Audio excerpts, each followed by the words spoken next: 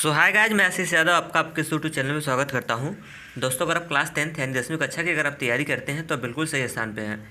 तो चलिए मैं आपको बता दूं कि ये है आपका क्लास किसका, फिजिक्स का है। यहाँ पे हम आपको डेली कुछ ना कुछ फैक्ट बताते रहते हैं और आज भी बताने वाला हूँ। इसलिए आपसे रिक्वेस्ट है कि वीडियो को पूरा एंड तक देखिएगा, जिससे आपको इसका ज़्यादा से ज़्यादा बेनिफिट मिल सके। तो चलिए मैं आपको बता दूं कि मैं अभी आपको जो लेसन इलेक्ट्रिक वाला, विद्युत वाला है, इसके बारे में पूरा डीपली और डिटेल्स में बता रहा हूँ। ढेर सारे वीडियो मैं बना चुका हूँ और जब भी अगर वीडियो देखिएगा ना तो आप स्टार्ट से देखिएगा तो वो ज़्यादा बेनिफिट होगा। आप जैसे 10 वीडियो बना दिए होगा, डायरेक्ट अगर आप 11वां नंबर का देखेंगे तो 10 वीडियो का जो टॉपिक होगा आपका कट गया होगा और शायद 11वां वीडियो से देखेंगे तो उतना क्लियर नहीं स्पष्ट होगा। इसलिए 1 से स्टार्ट करिए और उसके बाद 11 तक देखिएगा, तो ये आपके लिए ज़्यादा सूटेबल होगा। तो चलिए मैं हेडिंग कहाँ तक डलवाया था, उसमें मैं आपको कल विशिष्ट प्रतिरोध क्या होता है, स्पेसिफिक रेजिस्टेंस क्या होता है, इसके बारे में पूरा डीपली से बता चुका था। और मैं स्टेक बोला था कि स्टार लगा के छोड़ दीजिएगा। और आज उस स्टार में मैं क्या बताने वाला हूँ, स्टार में ये बताने वाला हूँ कि आखिर प्रतिरोध और विशिष्ट प्रतिरोध, इसमें क्या डिफरेंस है, क्या चीज़ होता है रेजिस्टेंस और क्या होता है स्पेसिफिक रेजिस्टेंस, यानी प्रतिरोध और विशिष्ट प्रतिरोध में उसमें अंतर क्या होता है। आज इसको हम लोग समझने वाले हैं। फिर उसके बाद मैं इसमें स्टार जो बोला हूँ उसको डील करवा देता हूँ और आपका क्या हो जाएगा, कंप्लीट हो जाएगा। तो चलिए देखिए, हम विशिष्ट प्रतिरोध और प्रतिरोध में जो डिफरेंस है उस डिफरेंस को मैं आपको रख रहा हूँ। देखिए, अगर मैं बात किया जाए रेजिस्टेंस की, आपको पता है कि देखिए रेजिस्टेंस का एक्चुअली में फार्मूला क्या होता है, मैं आपको बताया हूँ। कोई पूछेगा प्रतिरोध का फार्मूला बताओ तो आप बताएंगे प्रतिरोध R बराबर होता है रो L डिवाइड बाई क्या होता है, A होता है। प्रतिरोध का रियल फार्मूला ये होता है R बराबर rho L, rho into L divide by क्या है, A है। अगर मैं बात किया जाए, जहाँ आपको सारे के सारे में बता दिया था, R क्या है, चालक तार का प्रतिरोध है, चालक तार का क्या है, रेजिस्टेंस है, प्रतिरोध है, चालक तार का क्या है, प्रतिरोध है। और यहाँ पे और यल क्या है, चालक तार की लंबाई है, वही जिसमें से जिस तार में से लाइट का फ्लो होता है उसी की बात कर रहे हैं। चालक तार की क्या है, लंबाई है। जैसे वायर हो गया ना, तो इसकी लंबाई है, चालक तार की लंबाई मैं बोल देता हूँ। ए फार क्या है, चालक तार का क्षेत्रफल है। और रो क्या है, विशिष्ट प्रतिरोध है। तो ये कोई पूछेगा कि प्रतिरोध और विशिष्ट प्रतिरोध के बीच कोई संबंध है, उसका फार्मूला बता, तो आप यही फार्मूला बताइएगा जो प्रतिरोध और विशिष्ट प्रतिरोध के बीच का रिलेशन बता रहा है। ठीक है, अब हम आपको बताते हैं कि प्रतिरोध और विशिष्ट प्रतिरोध होता क्या है। तो देखिए, जो विशिष्ट प्रतिरोध होता है, विशिष्ट प्रतिरोध, जिसको हम लोग डिनोट करते हैं कितने से, रो से, रो का चिन्ह है। जैसे प्लस का होता है, माइनस का होता है, गुणा का होता है, भाग का होता है, उसी तरह ये सिंबल होता है और किसका होता है, रो। क्लियर। तो सेंस विशिष्ट प्रतिरोध जो होता है ना, वो किस पे डिपेंड करता है, पदार्थ पे डिपेंड करता है कि वायर किसका है, कापर का है, एल्युमिनियम का है, और फिर या फिर आयरन का है, और या फिर आपका किसका है, गोल्ड का है, सिल्वर का है, किस चीज़ का वायर है, इसके ऊपर डिपेंड करता है क्या, रो। क्लियर। अब जैसे मैं आपको समझाने की कोशिश करूँ तो ये है, जैसे देखिए, और आपको मालूम है कि जो प्रतिरोध है वो किस पे डिपेंड करता है, प्रतिरोध निर्भर किसके ऊपर, लंबाई के ऊपर है। और प्रतिरोध का जो रिलेशन है क्षेत्रफल से कैसा है, उल्टा है। और उसी प्रतिरोध का जो संबंध अगर मैं लेंथ से बात किया जाए, लंबाई से कैसा, सीधा है। और बताया भी था कि अगर जैसे एक तार ए है और एक तार ए है, दो तार है, एक ए बी, एक वायर है और एक वायर सी डी है। ठीक है, इसकी लेंथ जैसे एक आइडिया के तहत 2 मीटर मैंने कंसिडर कर लिया, इसकी लेंथ मैंने कितना मीटर कंसिडर कर लिया, 5 मीटर कंसिडर कर दिया। तो ये 2 मीटर इसकी लेंथ है, इसकी लेंथ कितनी, 5 मीटर है। तो इसमें कोई पूछेगा कि किसका रेजिस्टेंस ज़्यादा आएगा, तो आप बताएंगे कि जो 2 ओम का चालक तार है इसका रेजिस्टेंस कम होगा और 5 ओम के जो चालक तार है इसका रेजिस्टेंस ज़्यादा होगा, प्रतिरोध। क्यों, क्योंकि प्रतिरोध का लंबाई से कैसा संबंध है, सीधा है। अगर लंबाई बढ़ेगा तो रेजिस्टेंस का मान भी बढ़ जाएगा। क्लियर। लेकिन अब मैं आपको इसमें रेजिस्टेंस तो ये बता दिया ना, विशिष्ट प्रतिरोध मैं आपको बताता हूँ। देखिए, अब देखिए, जैसे ए वायर ए और एक बी हो गया, एक वायर हो गया, किसका वायर है, मैं मान लेता हूँ कापर का वायर है। कापर का तार दिखा है कि नहीं, लोग पूछते हैं ना कि भाई किसका बैंडिंग है, कापर का है कि किसका है, तो वो इसी कापर की बात कर रहा हूँ। अब जैसे ए वायर हो गया, ए बी एक वायर हो गया, अब ये कापर का तार है तो इसका कुछ रेजिस्टेंस होगा, क्योंकि हर चीज़ का रेजिस्टेंस होता है। दुनिया में जितने भी नेचर हैं सबकी रेजिस्टेंस होती है। रेजिस्टेंस का मतलब वो विद्युत धारा के प्रवाह का विरोध करता है, लाइट इसके अंदर जाने नहीं देता है। ठीक है, तो इसका रेजिस्टेंस होगा कुछ ना, प्रतिरोध, अब इसके प्रतिरोध को हमने कितना बना लिया, आर बना लिया, कितना बना लिया, इसके रेजिस्टेंस को, इसके प्रतिरोध को हमने कितना बना लिया, आर बना लिया। अब देखिए, और अब इसी तार को, तार वही रहने दीजिए, कॉपर का ही यही तार है, इसको खींचिए, खींच के इसकी लंबाई को बढ़ा दीजिए। अब खींच के इसकी लंबाई को बढ़ा दीजिए, जैसे रबड़ देखा ना, रबड़ इतना बड़ा होता है, उसको लोग खींच के उसकी लंबाई बढ़ा देते हैं। तो ये कॉपर का तार है, इसको आपने खींचा, खींच के लंबाई को बढ़ा दिया। अब कहोगे सर ऐसे तो खींच कैसे पाएंगे, खींचेंगे तो बढ़ेगा कि नहीं बढ़ेगा, ये बढ़ जाएगा लेंथ इसकी, ठीक है। अब मान लेते हो खींच के आपने इतना बढ़ा दिया इसकी लंबाई, ए हो गया, ए नाम चेंज कर दूं ए, और ये हो गया बी डैश। अब भी तार वही कॉपर का है, यही तार है, बस इसको खींच के क्या कर दिया गया, बढ़ा दिया गया है। तो अब देखिए मैं आपको बता रहा हूँ कि अब तार वही है, पहले मान लेता हूँ इसकी लंबाई 2 मीटर थी, अब खींच के मैंने कितना का बना दिया, 5 मीटर का बना दिया उसी तार को। तो इस तार का देखिए पहले प्रतिरोध आर था, तो अब इसका जो प्रतिरोध होगा वो प्रतिरोध बदल जाएगा, पहले वाला प्रतिरोध नहीं रहेगा। पहले जो रेजिस्टेंस लगा रहा था वो रेजिस्टेंस नहीं होगा, अब इसका प्रतिरोध बदल जाएगा क्योंकि इसकी लंबाई बढ़ गई।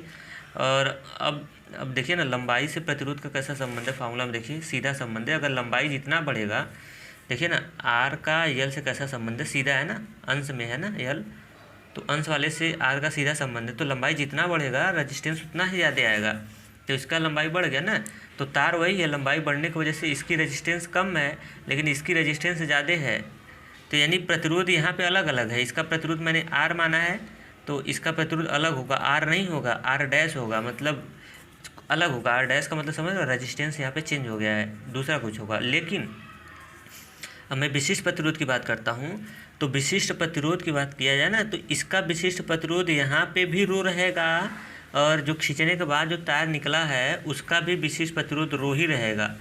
मतलब रो का मतलब समझ रहा है, यानी विशिष्ट प्रतिरोध चेंज नहीं होगा, विशिष्ट प्रतिरोध जो होगा वो नहीं बदलेगा, नहीं बदलेगा, विशिष्ट प्रतिरोध इसका नहीं बदलेगा, लेकिन इसका प्रतिरोध बदल जाएगा। अब कहेंगे कि कैसे विशिष्ट प्रतिरोध नहीं बदलेगा, मैं आपको बता रहा हूँ, सुनिए कैसे नहीं चेंज होगा विशिष्ट प्रतिरोध। दिमाग में क्वेश्चन चलना स्टार्ट कि भाई रेजिस्टेंस तो चेंज हो गया, तो रेजिस्टेंस कैसे चेंज हुआ उसका वजह मैंने आपको बताया कि लेंथ इसकी चेंज हो गई, इसकी लंबाई छोटी, अब इसकी लंबाई बढ़ गई, और रेजिस्टेंस का लंबाई से कैसा संबंध है, सीधा लंबाई बढ़ेगा तो रेजिस्टेंस बढ़ेगा। तो लंबाई बढ़ने की वजह से इसका रेजिस्टेंस चेंज हो गया, लेकिन विशिष्ट प्रतिरोध नहीं बदलेगा। इसलिए नहीं बदलेगा क्योंकि विशिष्ट प्रतिरोध किसके ऊपर डिपेंड करता है, मैं आपको बता देता हूँ। रो किसके ऊपर डिपेंड करता है, पदार्थ के ऊपर डिपेंड करता है। अगर पदार्थ के ऊपर डिपेंड करता है, पदार्थ के किसके ऊपर, चालक तार के पदार्थ के ऊपर डिपेंड करता है, क्लियर। पदार्थ, अब कहेंगे, अब देखिए पदार्थ के ऊपर डिपेंड करता है, अगर जब पदार्थ चेंज होगा तभी रो का मान चेंज होता है, अन्यथा रो का मान चेंज नहीं होगा। अब देखिए मैं आपको बता रहा हूँ, यहाँ पे किसका तार था, कॉपर का। जब मैं इसको खींच के इतना बड़ा कर दिया तो अब वो तार एल्युमिनियम का थोड़ी ना हो जाएगा, अब भी कितने का रहेगा, कॉपर। तो पहले भी कॉपर का तार, अब भी कॉपर का तार, क्या इसके क्वांटिटी में, वो पदार्थ में कोई चेंजिंग आया, अब भी तार वही कॉपर का ही है, अब भी कॉपर का ही तार है, ठीक है। ऐसा नहीं कि खींचने के बाद एल्युमिनियम का बन गया, तो पदार्थ में चेंजिंग नहीं हुआ, कोई चेंजिंग नहीं आया पदार्थ में। तो जब कोई चेंजिंग नहीं आएगा, नो चेंज अगर होगा, है ना, अगर पदार्थ में जब चेंजिंग नहीं होगा तो विशिष्ट प्रतिरोध में भी चेंजिंग नहीं होगा। तो इसका विशिष्ट प्रतिरोध जितना रहेगा छोटे वाले तार का, उतना ही विशिष्ट प्रतिरोध रहेगा किस तार का, बड़े वाले तार का रहेगा। तो क्या मेरी बात समझ आया।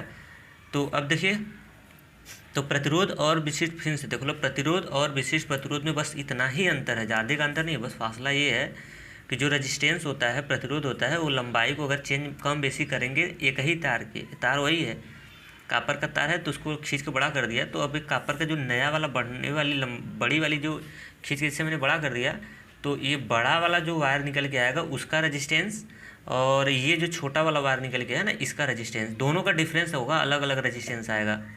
बट अगर विशिष्ट प्रतिरोध की बात किया जाए तो इसका भी विशिष्ट प्रतिरोध वही रहेगा, इसका भी विशिष्ट प्रतिरोध वही रहेगा। क्यों वही रहेगा, क्योंकि मटेरियल नहीं बदला है। अभी तार कॉपर का था, खींचने के बाद भी कॉपर का हो गया, इसके वजह से मटेरियल नहीं बदला। जब मटेरियल नहीं बदलेगा ना, तो विशिष्ट प्रतिरोध का मान नहीं बदलेगा। स्पष्ट हुआ। तो यही बस अंतर है कि विशिष्ट प्रतिरोध जो होता है मटेरियल के ऊपर डिपेंड करता है।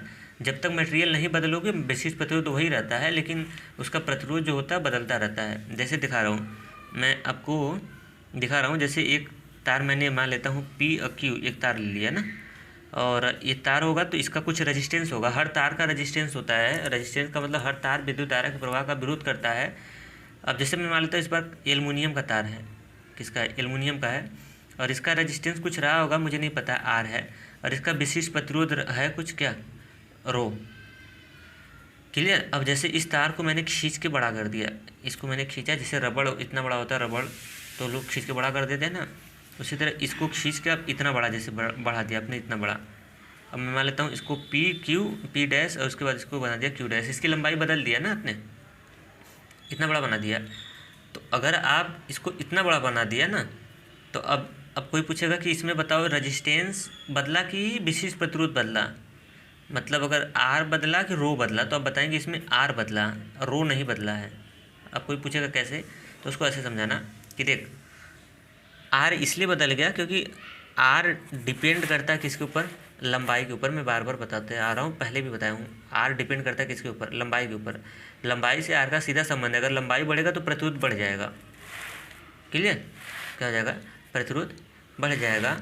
और लेकिन अगर विशिष्ट प्रतिरोध, किसकी बात करते हैं, विशिष्ट प्रतिरोध की बात किया जाए तो विशिष्ट प्रतिरोध जो होता है वो पदार्थ पे निर्भर करता है। किसके ऊपर, पदार्थ के ऊपर निर्भर करता है। मतलब अगर जब पदार्थ चेंज होगा तभी विशिष्ट प्रतिरोध का मान बदलेगा। तो भाई एल्युमिनियम का तार है, मैंने उसको खींच दिया, तो खींचने के बाद भी बढ़ जाएगा, लेकिन तारवा तो वही रहेगा, एल्युमिनियम का ही रहेगा। यहाँ पे भी वायर एल्युमिनियम का, यहाँ पे भी एल्युमिनियम का ही है। इसके वजह से इसके रेजिस्टेंस में विशिष्ट प्रतिरोध नहीं बदलेगा, जितना ऊपर रहेगा वही नीचे रहेगा। बात क्लियर हुआ क्या। तो यही होता है रेजिस्टेंस और उसके बाद विशिष्ट प्रतिरोध और प्रतिरोध में यही है छोटा सा अंतर। क्लियर। जैसे किसी बच्चे के दिमाग में अगर आ रहा है सर आर का भी रो से तो कैसा संबंध है, सीधा संबंध है, अरे नहीं, ये रो आपका क्या है, ये लंबाई और एरिया पे, ये तो आपका कांस्टेंट है, डिजिट है इसको, ठीक है। इसको जब प्रोपोर्शनल हटाए थे तब ये आया था, ठीक है, इसको मत कंसीडर करिए। ये पदार्थ के ऊपर डिपेंड करता है, मटेरियल के ऊपर डिपेंड करता है। तो क्लियर, यही है इसमें क्या अंतर। एक और एग्जांपल से समझाता हूँ आपको। देखिए एक एग्जांपल और आपको देता हूँ। जैसे देखिए एक वायर और एक वायर ये हो गया, ठीक है। अब अगर मैं इसकी बात किया जाए ना, ये देखिए पी क्यू आर और कितना हो गया, एस हो गया। अगर ये जैसे एक कापर का तार हो गया, एक एक्स्ट्रा तार हो गया, कापर का हो गया, और ये तार है एल्युमिनियम का, एक तार हो गया कापर का और एक तार हो गया किसका, एल्युमिनियम का। अब देखो यहाँ पे अब तार अलग, अब इसकी देखिए मात्रा, पदार्थ की मात्रा चेंज हो गई है। अब ये इसका एक कापर का तार है, एल्युमिनियम का तार है ना, तो अब यहाँ पे जो विशिष्ट प्रतिरोध है वो अलग अलग आएगा। इस तार का विशिष्ट प्रतिरोध और होगा कुछ, इस वाले तार का विशिष्ट प्रतिरोध क्या होगा और होगा कुछ, और इस वाले तार का जो होगा विशिष्ट प्रतिरोध वो क्या होगा, ये अलग होगा। क्लियर। इस तार का दोनों का विशिष्ट प्रतिरोध हमारा क्या होगा, चेंज होगा, अलग अलग आएगा, क्योंकि यहाँ पे पदार्थ अलग अलग है, एक कापर का है और एक एल्युमिनियम का है। जब पदार्थ में चेंजिंग नहीं होता है, वही पदार्थ होता है ना, तो ऐसे केस में विशिष्ट प्रतिरोध का मान चेंज नहीं होता है। क्लियर। तो ये बात स्पष्ट हुआ होगा मेरे ख्याल से, पूरा एक क्लियर हो गया होगा, आपके अंदर डाउट नहीं बचा होगा। कोई पूछेगा तो आप उसको ऐसे बता सकते हैं।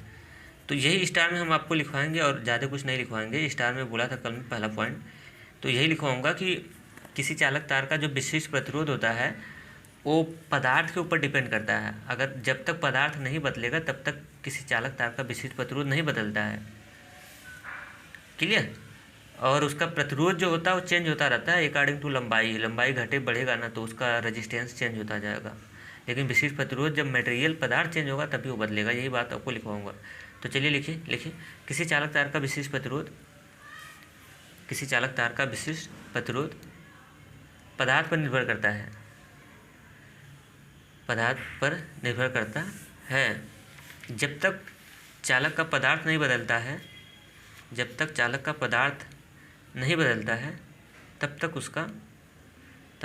उसका विशिष्ट प्रतिरोध,